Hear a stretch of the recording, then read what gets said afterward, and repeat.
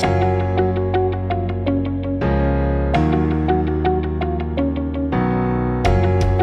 my name is Jaylene Bettcher, and I'm a Registered Provisional Psychologist at Journey Counselling.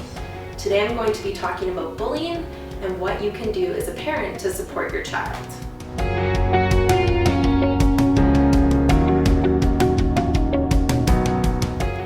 So bullying is a repeated and hostile or demeaning behavior that is intended to inflict either physical or psychological harm, and that could include harm to a person's reputation as well.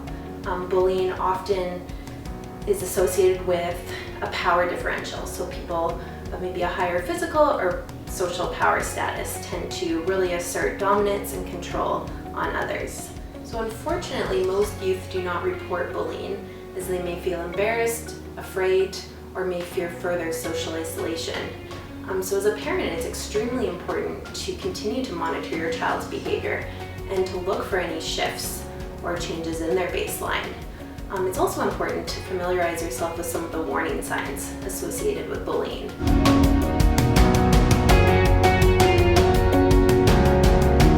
Some of the warning signs may include school avoidance.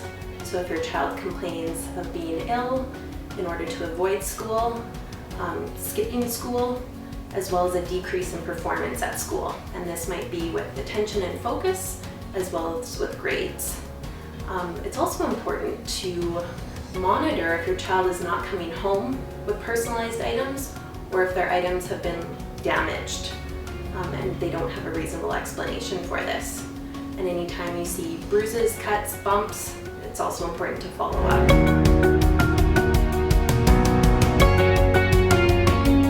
Research has shown that bullying is closely related to negative psychological, emotional, and behavioral outcomes in youth. And specifically, bullying can be associated with loneliness and feelings of isolation. It may be associated with anger and frustration, depression and feelings of hopelessness, as well as self-harm and suicidal ideation. So it's also important to acknowledge that bullying creates an environment of fear and hostility for everybody, which not only impacts emotional learning, but also academic learning for all children.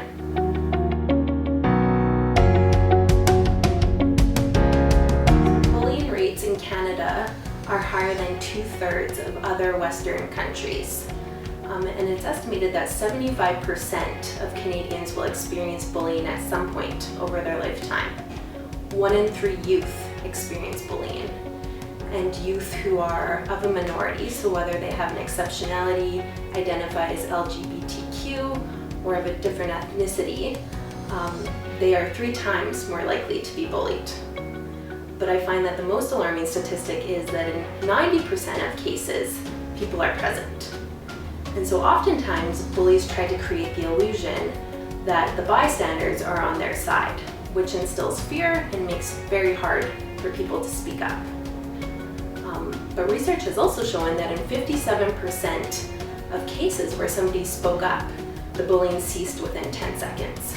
So it's really important to have those conversations with your children and to really try to facilitate discussions about healthy relationships and about speaking out and standing up for other people.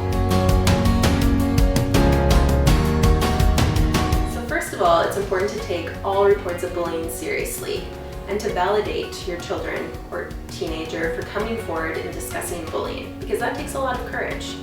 You can also explain that as a parent, it is your responsibility to help solve the issue of bullying and to protect your child. And this includes informing the school of what has happened and to work collaboratively with them on coming up with a solution. You can also teach your child how to be more assertive. So practicing things like standing up straight, keeping calm, looking others in the eye, and confidently saying stop can be very helpful in situations where bullying may occur. It's also important to continue to monitor your child's friend groups and to understand the social dynamics, as well as their presence online. Given that bullying is associated with low self-esteem, it'll also be important to encourage your child or teen to enroll in sports, lessons, clubs, activities that will give them a sense of self-worth. This will also provide the opportunity to meet other like-minded individuals, which will act as a buffer toward bullying. So lastly, it's important to remember that as parents, professionals, and adults in general, we are role models for our children and youth. And to remember that they are always watching and always learning from our words and our actions. Children and teens are not likely to confide in parents about bullying, as they may be embarrassed or afraid. So it's really important to let them know that they will have a receptive audience and that they will be validated for bringing forth reports of bullying. You can also talk often and openly about any experiences that you might have had with bullying. And of course, share information that you believe to be relevant and appropriate for your child's developmental level. You can also watch any movies or TV shows that your children might be interested in as a means to further facilitate conversations about things like peer pressure, bullying, healthy relationships, and really just a means to continue that dialogue. To leave you with the take-home message, bullying is a learned behavior and is not considered a normal part of growing up. Without intervention, bullying often remains constant, or it can even escalate. But building healthy relationships and reducing bullying is everybody's business, and it truly takes a community approach to make sure that everybody feels safe and secure within their environment.